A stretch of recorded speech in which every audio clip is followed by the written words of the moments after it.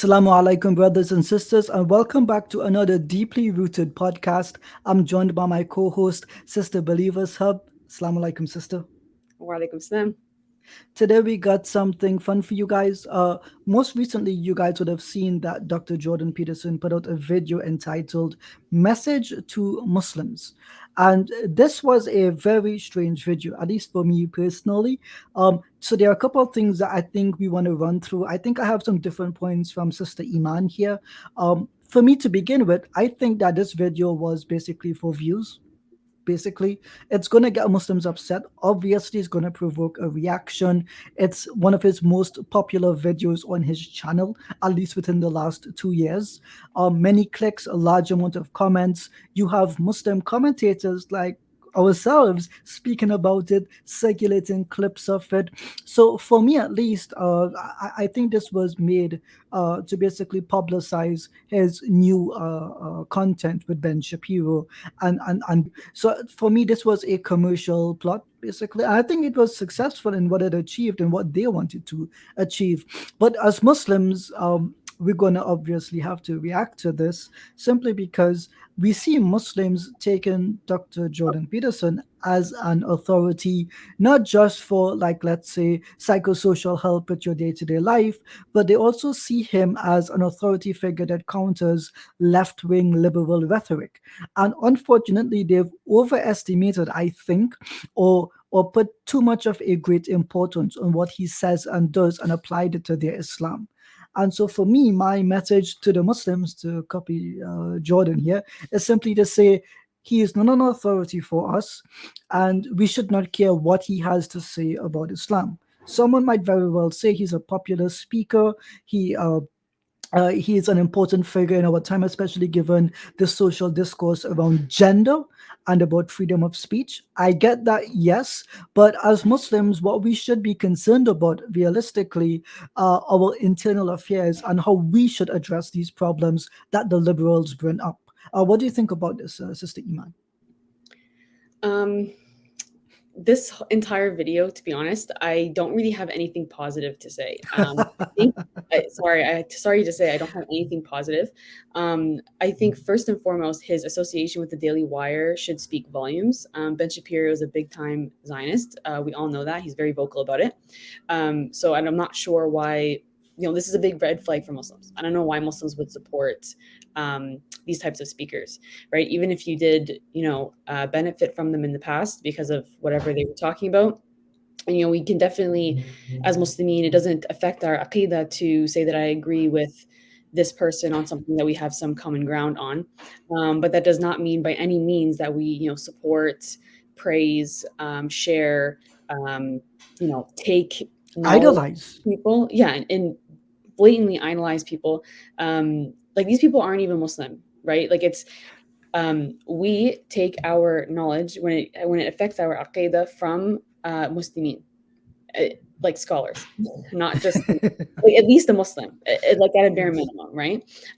We take naseeha from other Muslims, but now you have an Anglo-Saxon, middle-aged male who's very wealthy, very well known.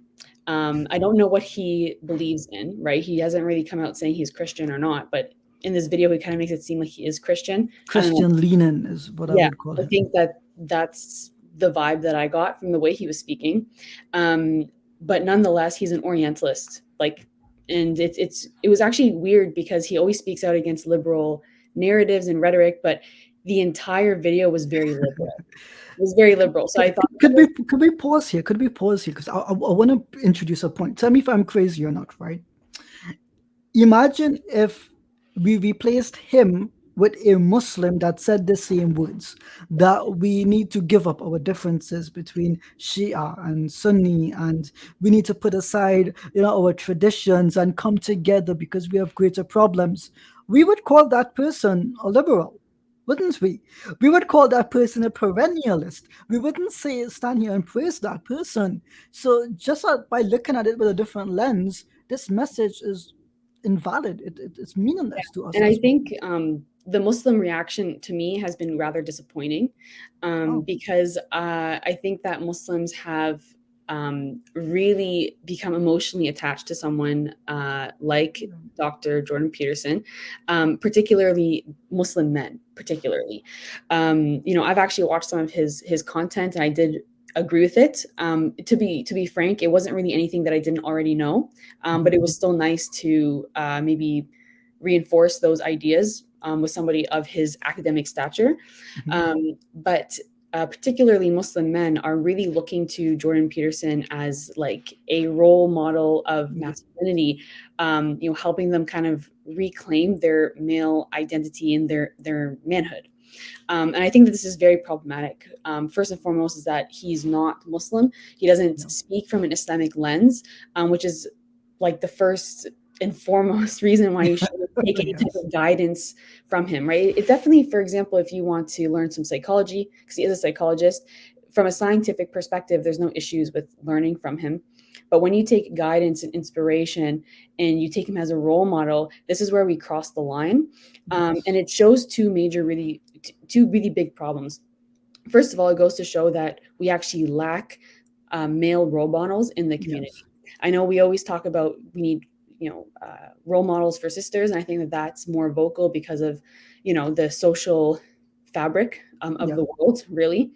But men also don't have role models, really, and it's evident when you have so many Muslim men attaching to not only Dr. Jordan Peterson, but someone like Andrew Tate, which we're not going to get into in this video. His Um, recent video was terrible. He's not a role model again, guys. Yeah. no, he's not a role But model at but all. but sister, this speaks to something, right? Which is Muslims, I would say in this day and age, the vast majority of us have now realized that we've put ourselves in this secondary position where we still look up to, and forgive me for saying this, some white skinned person as an authority figure simply because they're of a different color, right? Like, and if you're home and you're shaking, you're like, Ijaz, no, that's such a generalization. When you bring a white person into a masjid, everyone gives them attention, right? And what's striking is even the youngest generation, Generation Z, which I'm not sure we're a part of, but we are part of the TikTok generation, Well, right? yeah, Right, Muslims who like people who have converted 1 week into the deen, all of a sudden they're giving fatwas on TikTok and they're getting followers. It's really surprising to me that this has happened. yeah, So, in any case, Muslims have this, there's a word for it, it slips my mind right now, an inferiority complex, yeah. where Like someone, colonial baggage as well. yeah, it is a colonial baggage. But here's what I would say: the more we make people aware of their reactions to things, the better Muslims in the future can control the way they react to such things. For Mhm. example, when we want to look at chivalry, and the I3 Institute has a Muslim manhood program. You look at the Sahaba radiallahu anhum, you look at Rasulullah sallallahu alaihi wasallam. He was the model of chivalry, literally, for men. And if you want to imitate any man, it should be the best of men, Rasulullah sallallahu alaihi wasallam. So it speaks to people not having sincere knowledge of the deen, and this knowledge not being accessible to them. This is why, Sister Iman, we have the I3 Institute for this very purpose. We want to give people necessary knowledge to live their lives as functional Muslims. So, just to continue here, what else do you think was wrong with Dr. Peterson's video? Um, the first most glaring thing was just the sheer arrogance of the video. It's, but it's not unexpected. It Why do you say that? as Muslims, we are so used to Anglo-Saxon males, particularly, but the women too sometimes, but males particularly, of upper class, upper status, waving their finger at the Muslimin, telling us what we're doing is wrong. Now, definitely, I think every Muslim who's sincere and has at least a good grasp of their deen understands that any type of sectarianism and divisiveness is actually haram. It's haram to cause a fitna. It's haram to cause any types of division because this actually makes the ummah weak and it leads to injustice. So we all know that. Mhm. But when you have a Western European doing this on the screen, it But we just want them to do this. We want them to do this. you do So it's this, not. not this. But it really reeks of white superiority Arrogance. complex, Mhm. arrogance. It was super condescending as well, the way he was There's a speaking, term for this very actually. speaking down to the Yeah. Muslimin. There's a Um, term for this, the white man's burden. It's the so this is not like us introducing these terms. If you look it up, the white man's burden is basically we are the burden, and the white man has to look after us and take care of us and manage our affairs for us, yeah, right? And we see this because he has to unfortunately, civilize us and tell us what yes, to we are do. the savages, right? We need It's to a be savage, civilized, yes. obviously, right? Um, We eat mhm. with our hands, This is disgusting. You should eat with forks and spoons. Yeah. Yeah. So I think that was first and foremost I, like the I very do want to glaring see you thing. eat a shawarma with a fork and spoon one day, though. Eat with a fork and spoon. I want to see you eat a Well, shawarma with a fork and spoon. um, no, it's okay. Would your parents allow that? Would your family allow that? Yeah, but they look at me weird. They're like, "Why are you eating a sandwich with a fork?" I mean, my mom eats salad with her hands, so let's just put it that way. Or like That's normal. with That's bread. normal, though. Yeah, Um, but not for okay, their. I gotta expose something, right? One time, my cousin he left Trinidad and he came back to Trinidad. We're East Indian, right? So we have roti. See, he comes to a family gathering and he sits down with a fork and a knife and he sits there cutting the roti. Literally every family member in that gathering stopped what they were doing and asked him, "What the hell is wrong with you?" We would be exercised, It's weird. Nobody really uses forks. excised. Most of Sorry. the food is forkless. I may have a few things out of fork. Yeah, I don't give many forks as well about Jordan Peterson's video, but please go ahead. Yeah. Yeah, but first and foremost, that was the most glaring thing to me was just like, and that's why I really hated the video actually because it just really reeked of um, Eurocentrism, white superiority complex, colonialism, and that really bothered me for obvious reasons. But it also bothered me even more because Jordan Peterson really makes himself seem like he's not like that, but now there's this video, and I I'm don't. gonna push. I'm gonna push back on that, right? For a long time, he only featured on his channel, on his platform, people who were either ex-Muslims or antagonists against Islam for a long time. Okay. And it took a number of years until he got someone more objective, our brother Muhammad Hijab, on that platform. And that took a lot of commenting and sharing and persuasion. And then more recently, he had Sheikh Hamza Yusuf on his program as well. Both of those were interesting programs. But I think I get the idea here that there was so much pushback from what his traditional audience seen as kowtowing towards the Muslims that he had to produce some kind of material that one shows that no, he doesn't agree with Islam. Two, he has to correct Islam, and three, for his really right-centric audience, that Muslims need to be managed and controlled because we're not able to do that ourselves. Did you get the vibe that he was lecturing us? Right? Yeah. Yeah, it was absolutely a lecture. You know what I felt like? I felt like I was getting not Reprimanded in class his or something. his voice wasn't loud, but I felt like I was in trouble and Yeah. my parent was disciplining me. That's what I felt like. And I'm like, okay. But you know what? It's just what and this is not the first time he's made statements that are grossly inaccurate in terms of the history. Like Okay. it's ahistorical to say, you know, like or to make it seem and elude that oh Muslims like never get along. Muslims are always sectarian. Muslims are always the the bad guy. Yeah. Well, I mean, look at um, Islamic Spain, which is like the epitome of coexistence. You know, it's the best example of coexistence between Jews and Christians and Muslims.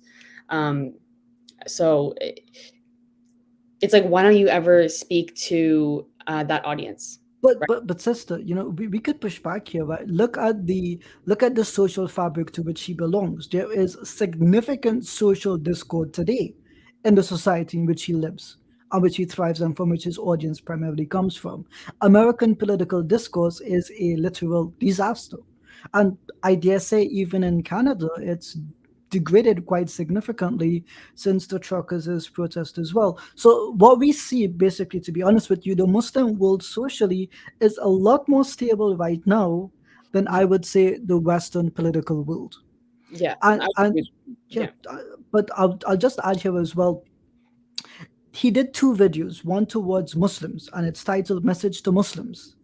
Then he did another video, message to Christian churches. And my challenge to anyone is, if you're a Muslim who likes Dr. Peterson, look at the two videos. In the Muslim video, he's forward and he's giving you a very lecturing tone. In the Christian video, my boy is laid back and he's chill.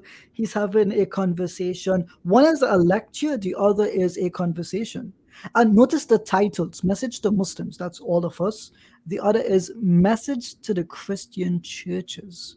So he accepts the plurality of the churches. He accepts that they are smaller communities, and he speaks to their differences and is okay with them. But if Muslims have differences with each other, that's a problem. We're not doing the right thing. And you'll notice that the views for the Muslims, it was like 2 million views for the Muslim video. For the Christian video, like 900,000 views. There's a significant difference between the 250%. Mhm. So, so all You this to have- say, Oh, sorry. Go sorry, ahead. Finish your yeah, thoughts. yeah, all this to say, yes, the video is meant to be provocative. It's meant to promote discourse like this, but at the same time, at what cost? Because now you've lost, and I hope, inshallah, he's alienated the Muslim audience from himself, because he is not a figure to look up to. His level of discourse is through kufr lens completely. It's not something that we should admire.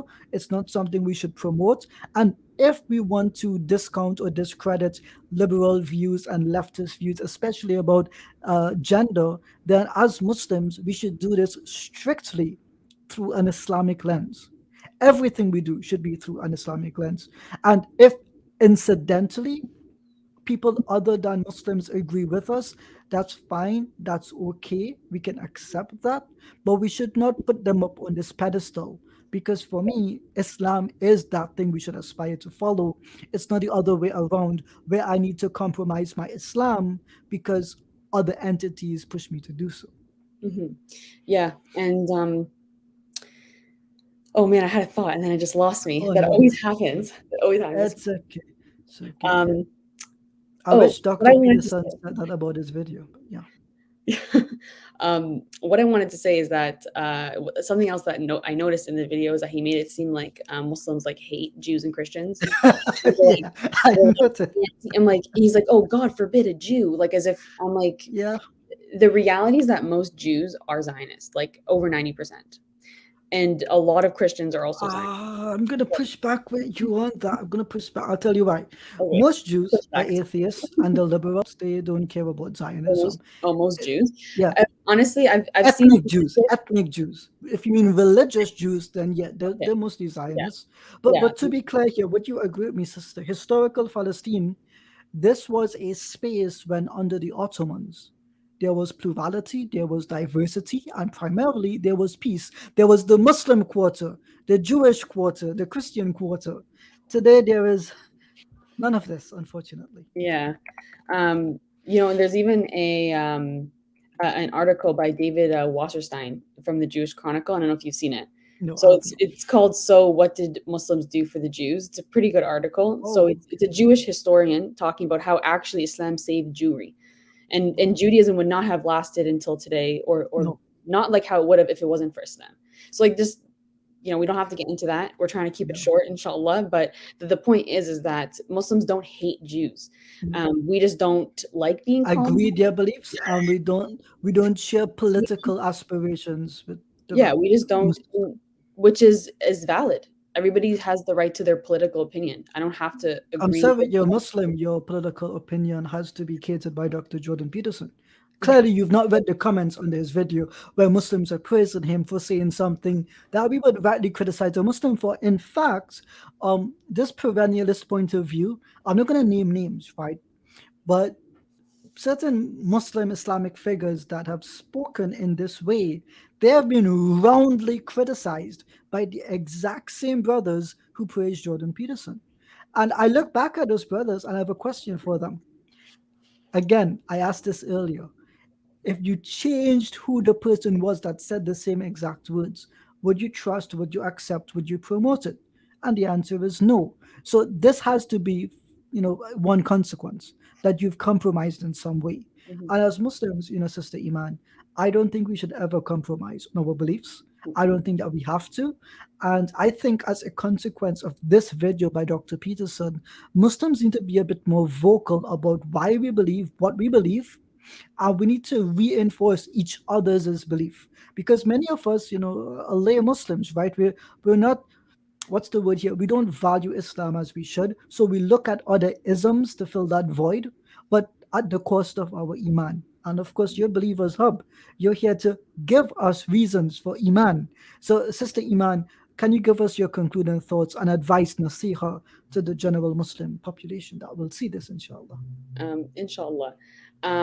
So definitely, I don't think that brothers should be taking Jordan Peterson as a role model. He's not Muslim. He doesn't promote Islamic values. So that's your first and foremost. I also think that this is maybe a wake up call for the Muslim community, that we need Mhm. to, as the Muslimin of the 21st century, we need to make Islam more relevant and talk about it in a way that actually addresses current social issues, and not make it seem like, everything about Islam that we take is from centuries ago, because Islam is definitely Mhm. applicable today. We just have to come back to the text. Allah subhanahu wa ta'ala has put wisdom in the Quran, that we have to return to it over and over and over again, and it's timeless. So we need to take that lessons and messages from the Quran, um, and make them, and view them in a way that is relevant anyways, because they are Mhm. relevant, but we just need to see it, inshallah, and present it that way to other Muslimin. And my last piece of advice is, um, I really hope, inshallah, that Muslims uh, do not make emotional decisions of attachment because of the Islamophobia that they face. Yes, we have faced so much suppression and oppression from the right, the West, the secular liberal right, that when a Anglo-Saxon male like Jordan Peterson gives a little cookie to the Muslim community, we go head over heels for it. But then when he really shows his actual views, people try to defend that because they've become emotionally attached wrongfully. Islamophobia is real. It sucks. It's not good, but we cannot always have this victimized reaction to everything. No. Um, so yeah, inshallah, that's my advice. Maybe if Ijaz has any concluding thoughts, inshallah, we'll wrap it up. Yeah, inshallah. Just very briefly, as Muslims, you have to be confident in your Islam. If you're a non-Muslim watching this, we're not discounting you because of your ethnicity or your background, but rather where your ideas come from, your epistemology. And for us, our knowledge comes from revelation from Allah subhanahu wa ta'ala. And who is better in knowledge, you or the Lord of the heavens and the earth? Obviously, the choice is the Lord of the heavens and the earth. So I put my trust in him and in his eternal wisdom and guidance. And so this is the dividing line for me. As a Muslim, my confidence should be in Islam, and I should never compromise my Islam because of anyone's critique or popularity or anyone's platform. We need to be more confident in what we believe, and in order to do so, we actually have to practice this Islam and not try to, what's the word here, make it a private thing that we practice. It must be apparent in our public and private life. In fact, I don't even think that there should be a difference between the Islam that we practice. But in all spheres of life, try to integrate Islam into it, and you will see that Islam has made things easy for you. Allah has put that wisdom because He understands human nature. While I understand what Dr. Jordan Peterson said, I have the right to disagree with it. And in fact, this is what he's very notable for disagreeing with the ideas of others. So if there's one lesson that we can take here, I strongly disagree with Dr. Jordan Peterson, and I hope he respects my right to do so. That's it. Thank you for joining us on another episode of the Deeply Rooted podcast. Make sure you subscribe. You see that button, subscribe, here on the i3 channel. We need to build the subscriber base, get our message out there, and we can only do so with your help. So, inshallah, we'll see you guys for the next episode. Assalamu alaikum.